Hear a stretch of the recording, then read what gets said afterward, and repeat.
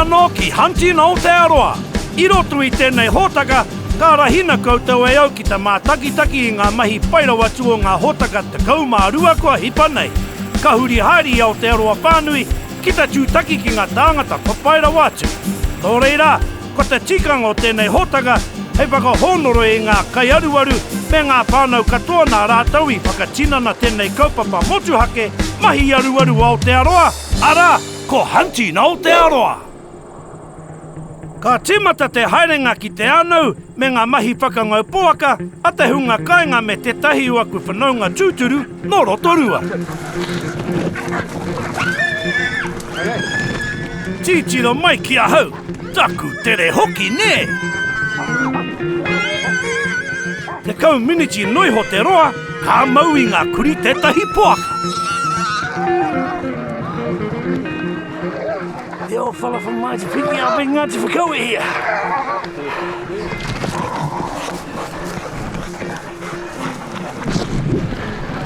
Come on, bro.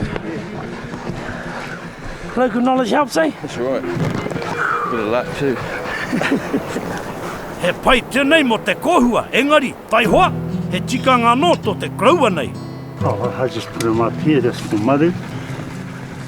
Just to keep them happy. That's just a peace offering.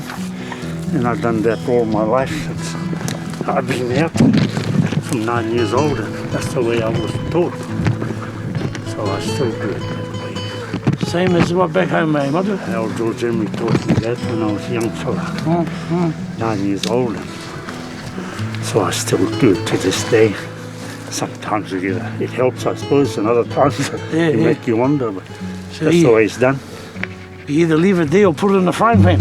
Either way, I prefer it up there. I was just having a yarn with Howie. We always used to joke about meeting him and having a bit of a laugh with him and thinking, oh, what a wanker. Once you get to know him, he's a good guy. Always good for a laugh. Always positive and things. So he's really good. Hara wera e Loki. Ka kite hoki tātou I tahi kai whakangau puaka, I runga I ngā pai maunga o Waitakere. What's the story behind the old ivory there you got around the neck? That was a pig we caught out at Wharapu about 2 years ago. It killed one of our dogs, Haggis, one of our main dogs. Yeah, so it was a bit of a legend. So obviously you enjoy hunting, eh? Yeah, love it. Wouldn't be without it. I tuatu I te hiwi rā, John, lawa ko Andy, e whakangau puaka ana. Wai mari e ka mau te tahi a rau. Oh, nice young sow, eh? That'd be nice either, boy. Yeah, just up to there, eh? No sweat. Titiro hia, Andy. Ka tahi rā te wahine toa. Those two dogs are going good for you. Yeah, it's awesome. Okay, we'll get rid of this pig. Yeah, no, leave it there, mate. I'll get rid of it. He's going to have a quick cut I'll get here. get the Tony motor, but we'll see if I was back at the track. And Okay. Because you stuck it, Glenn said he'll show you the beers. No sweat, cuz. No sweat, bro. Nā ku te huri ki te taungi o ku tauira, hei mahi putai awa no mōku. Oh, e titiro, ka wai taku waha. Cuz, kick your hog, mate. Hey. What are you doing now, babe? You're supposed to leave it. Look at the handle, Kaz. Oh, cuz, just cut me off a flap. Cut me off a flap. Yeah, just a flap, cuz. Oh, tiro. Oh, dear. Howie, oh, he's fantastic, mate. You know, just following him is so easy, you know, he makes a big track for you. And, he's good. He's keen, strong, excellent. Ke te tata tātou ki te pūtere I te uruwera. Ke te kuhu mātou ki te ngahere ki te whakaohorere tia, kia puta atu ki a Maynard, ke te awa e tātari ana. It's in the river now. They're seeing it. Ka oma te tia ki Wainganui a mātou. Kaore e tai e te pupuhi. Want me to drive? Ka riro mā te ringotohu hei taraiwa I a Maynard e mata kero ana ki te tia. Okay, it's coming down towards us, trying to get up. Raki clever, it could be between us. Those rocks there, I don't want to shoot it. Might just ricochet. Get up the bank. Oh, it's up now. About all we get is wait for the dog now. Take it up where we went up. Kaore taku hoa Maynard I te koa. Kua rere atu kē tērā. Must have been looking up, looking up there. There is surely would have fucking seen it coming all the way out here. It would have been all right to have a shot when it was over there. Safety first, eh? Safety first. Yeah. You know, because they sort of stopped over there. Oh, fuck that, I don't want to shoot there. You might end up taking the body back. Haere koe, tawa ki te rama paiha. I muri ake, ka haere mātou ko rapaira mā ki te ramatia. Everything else is fair game, isn't it? It looks like I'm going to get wet tonight. Gonna get wet. Inara, hold on, no bro. Die for the cause. Die for the cause. Die for the cause, bro. A couple of bootlaces over there. Must be imported from Lake Aotearoa, I think.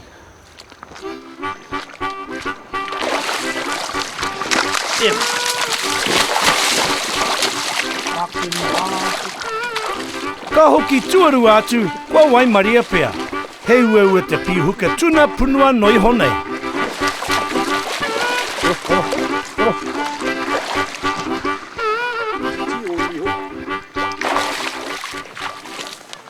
Hoi anō, he tuna hei kai mā tātou āpōpō. He whenua whakamiharoa Aotearoa. Ko tēnei kainga a tātou, he kainga ki e tehi karare he kaina muhoki. Kia mātou he mahi tiaki, he mahi whakauku, he mahi kai hoki, ngā tikanga o te mahi aruaru.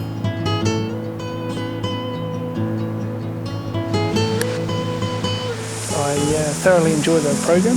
Have a huge amount of respect of what you guys are doing for the hunting fraternity, bringing it out there, putting the faces of the public and the guys that are keen to get out there hunting and show the rest of us just what's out there, the different aspects of hunting, different places, different animals, different species. Yeah, great. Kei Roxborough mātou I tō rohe o Aotearoa, Ewan Butters, e whakarite ana ki te puhi rāpeti ki te tahi pāmu. We're going to go meet Ewan's partner now, partner in crime, and I heard she's a bit of a weasel. Well, not quite a weasel. Not quite a weasel. Same family? Same family. There's a ferret. Yeah, just another tool to utilise. Is that the normal colouring, mate?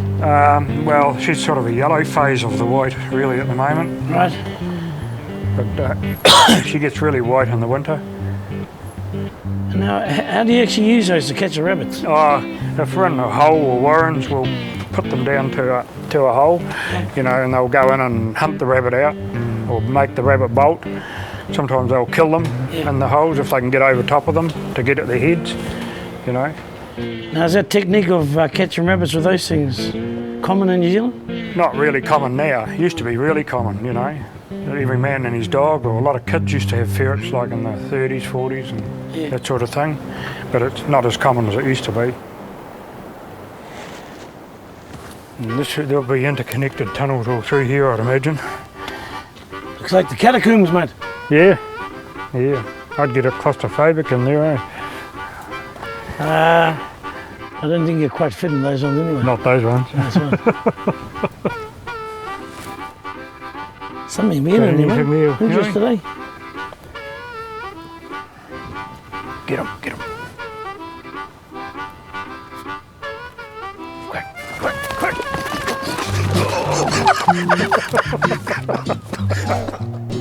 Kei te anau au e whakangau puaka ana, me tahi taitama I tūtakina e te pāpara kauta. What's the best thing you enjoy about hunting? Oh, personally, I just like getting out there and doing it and killing them, actually, to be honest. Especially when it comes to shooting deer. But yeah, pig hunting's good. I don't mind the walk, keeps you a bit fit. As you can see, sweat's pissing out me. It's all good. What about you, mate? When did you start? Pig hunting? Yeah. 3 weeks ago. Is that right? So you've been at it for a while, eh? Yeah, pig hunting, 3 weeks. So, all new game, but it's good fun.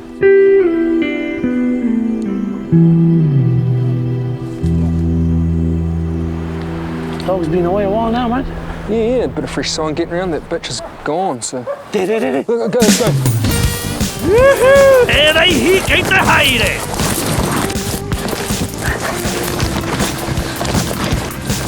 one there, Bob. Clear. Kei te kaha pupuri ngā kuri I te poaka. Kei te kaha hoki te kuri poku nei. Oho te mauri I tērā mahi I roto I te kotahi haora. Me te rima te kau miniti noi ho. We got one for the pot, mate. That's the main thing. Absolutely. Whip the guts out and get back to the truck. Strap her on the big boy's fucking back. Right there, Coos. All good? Not too heavy for you, mate. No. I wouldn't mind seeing it on your back soon, though, Helen. Oh, nice. See if these North Islanders are as good as what they say they are carrying. Oh, Howie seems like a pretty good bugger. Yeah, except for he keeps giving me a bit of bloody cheek, really. Tell you what, if it was a 2-tonne, I'd have it on my back. Yeah, I love the show, every Thursday, finish work before 10:30, get home, have a beer and sit down and watch Howie.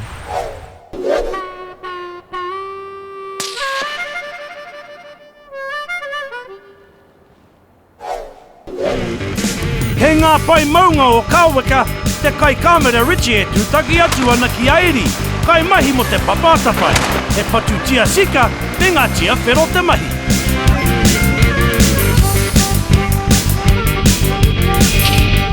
He au tai a ia ki te pupuhi. Kua pai ake te kero a Eri I nai nei.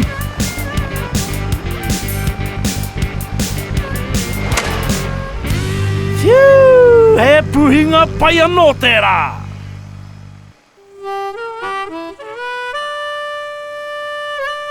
Mea hake au ia Richie e tango whakaahu ana.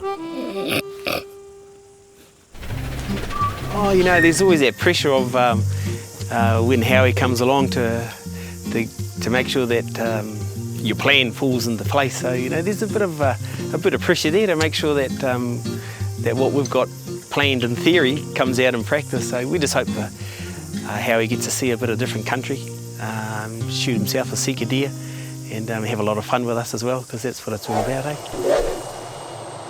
Anei e tahi whakaahua kaore anō kia kitea mai I te wā I a mātau I Kāweka. I paku rauru mātau I ngā whakahaere. Well, whānau, unfortunately we overstayed our trip a bit long up here on the old Maunga. The old southerlies moved in, we fogged out. Chopper's taking the first load down, but me and my cousin Richie, we're stuck here with old Guiderangi. But he seems to know our way back down. It's going to take about a 6-hour hike to get back down to the first hut. I didn't like the way he was looking at that map though. We've got a packet of ginger nuts, an orange, and a couple of chocolate bars. So hopefully that'll give us enough energy so we can get down to the first hut. 6 hours, mate. We've got to go up before we can go down, but never mind. We'll make it. Hoi anō ko tāku e mahara ana, he makariri, ka kaha karawhiu hoki ngā hau a tāwhiri mate a engari, ka ake a tonu eri. I can't see nothing over there but mist. See that, bro?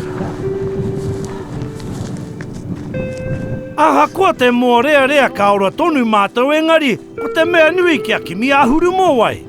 I nā kāriro māku te whakamahana I aku hoa I te awhi, kei te pai tērā.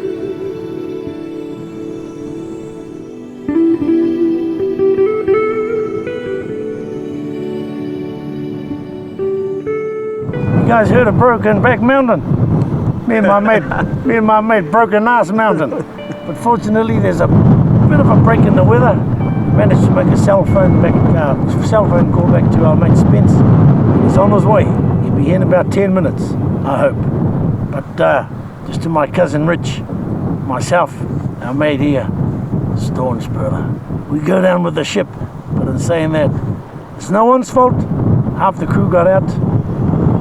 No regrets, brother, no regrets. It's just gonna cost them a couple extra boxes than they first anticipated. Hey, my mate. Aye. And we're down to our last ginger nut. Me he ana hera e heke mai ana I te rangi te waka topa a Spence.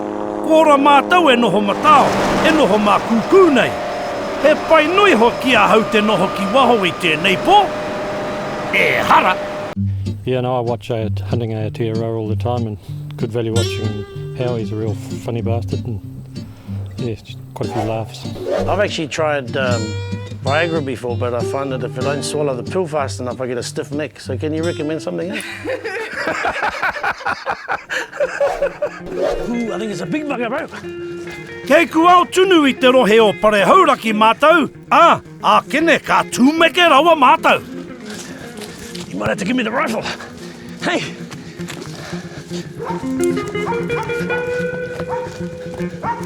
Holy fuck, that now! The fucking size of that boss! But I think he's a bit too big for the fucking knife, mate. What do you reckon? Do you want to pass, eh? I'm right behind you. Fuck that!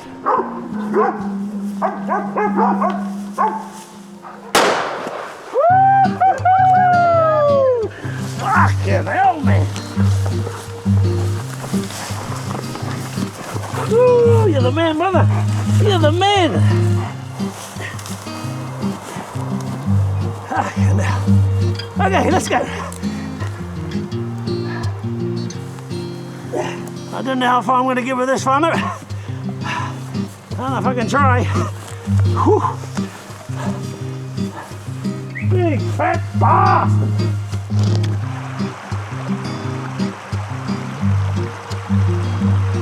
That's me. Contact.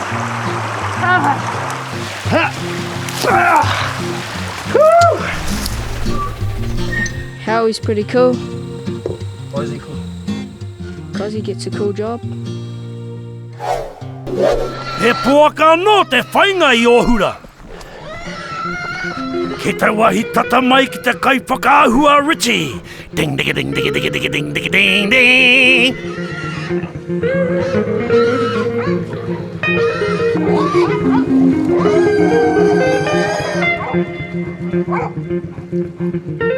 Kei reira Josh me tana naihi.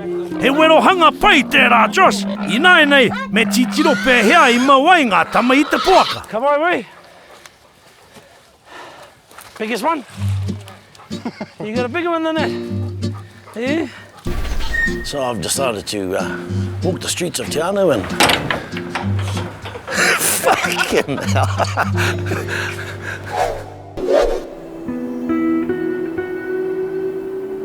Ko te wā pai ake ki a hau, ko te noho ki ngā maunga o ata whenua. He rere kē rawa te takoto o te whenua.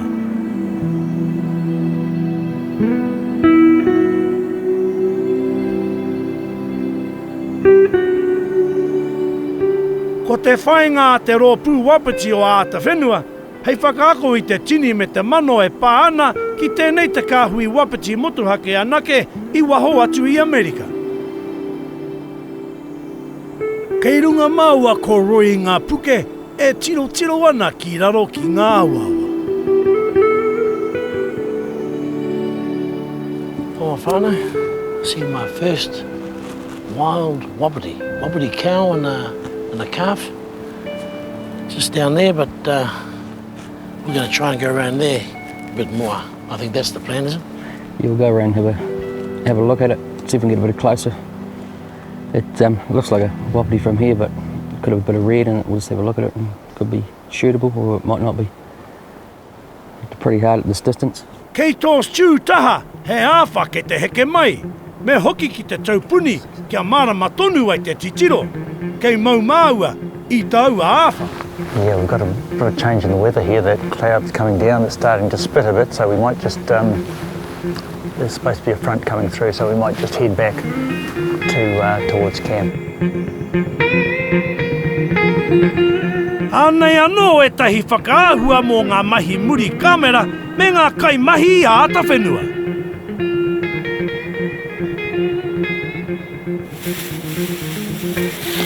Bring it down camp, just in case there's an off chance we can fly out. If not, unpack again and settle in for another night in Fiordland. What's it like being up at the crew? Fantastic, bro. Fantastic. Love it. What did you enjoy most about it? Fiordland, bro. This is somewhere we've never been. Somewhere that's quite extreme, so Yeah, just I just love being out here, listening to your snoring. It's good, Bray.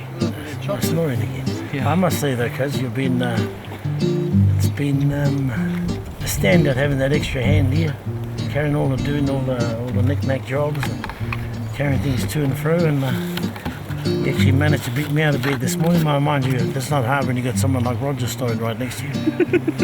And how did you enjoy that walk this morning? It's good, Bray. It was good. It was clouded in halfway through, but scenery is just magnificent. It's just unreal. Something we don't normally get to do. I guess that's the reason I'm here.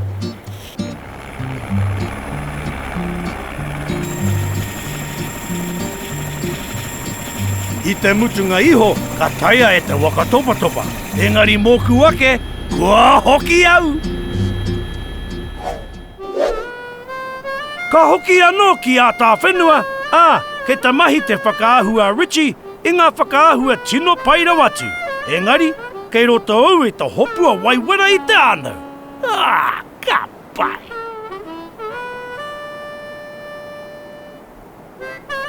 Ka pai, Richie!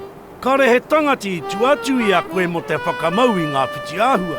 Ka tai e tātou te kite I tā tāhua tango te rohe miharo nei o a tā whenua. Ka mau te wehi o ngā hōtaka I tēnei wā. He maha tonu ngā kai aruaru ki te tūtaki atu. He nui tonu ngā kai hei tiki I runga I tēnei hōtaka mahi aruaru motuhake o Hunting Aotearoa.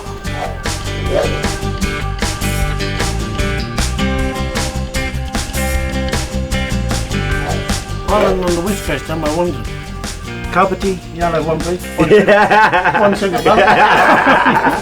Deal.